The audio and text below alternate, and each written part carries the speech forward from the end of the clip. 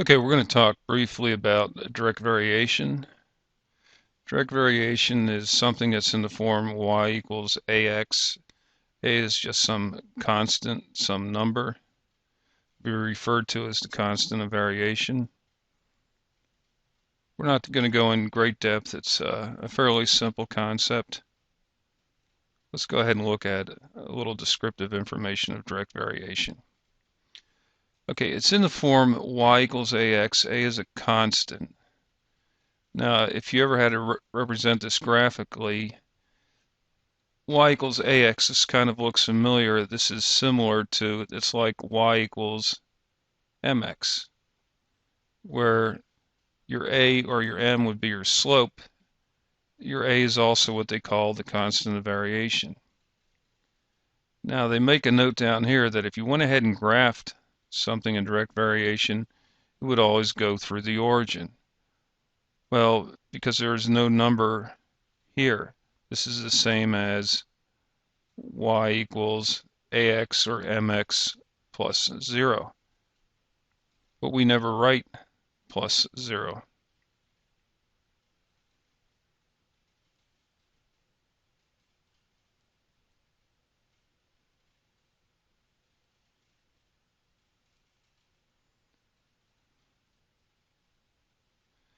Okay. Write and graph a direct variation equation that has -3, -12 as an ordered pair. The form is y equals ax, so you have to find out what a is equal to, and you do that by plugging in the x and the y values to find a. This, of course, being your x and this being your y.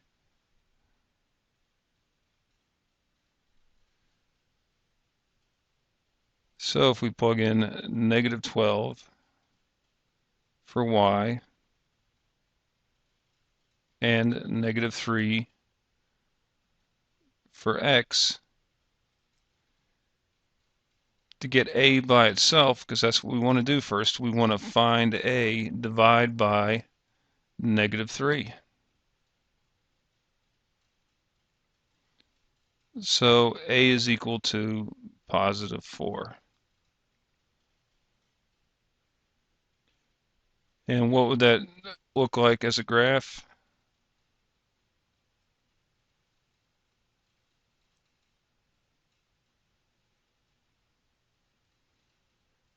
Well, graphically, it would be the slope was the same as our constant variation of a, so it's the same as y equals 4x, with the y-intercept being 0. So approximately what the graph is, or exactly what the graph is, goes where y is equal to 0. The slope of 4 means count up 4 over 1.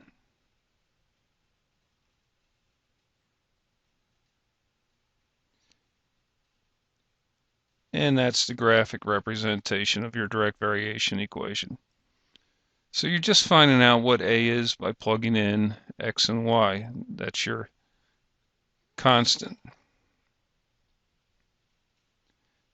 And just to take it one step further,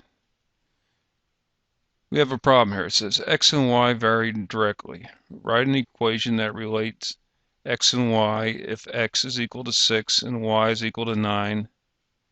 And then after you find that equation, find out what y is when x is equal to 4. So we start off, we know it's y equals ax, plug in our x and our y. So we have 9 equals a times 6.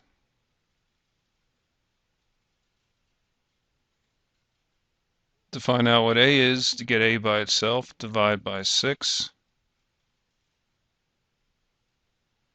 So a is equal to, well, we could reduce that to 3/2. So the first part that says write an equation that relates x and y, well, we now know that a is equal to 3/2, so we write y equals 3/2 x. So there's the first part. You wrote an equation that related x and y if x is equal to 6 and y is equal to 9.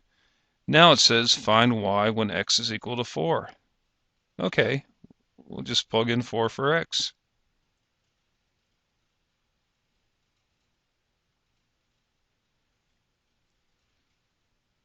And multiplying, we get y equals 6.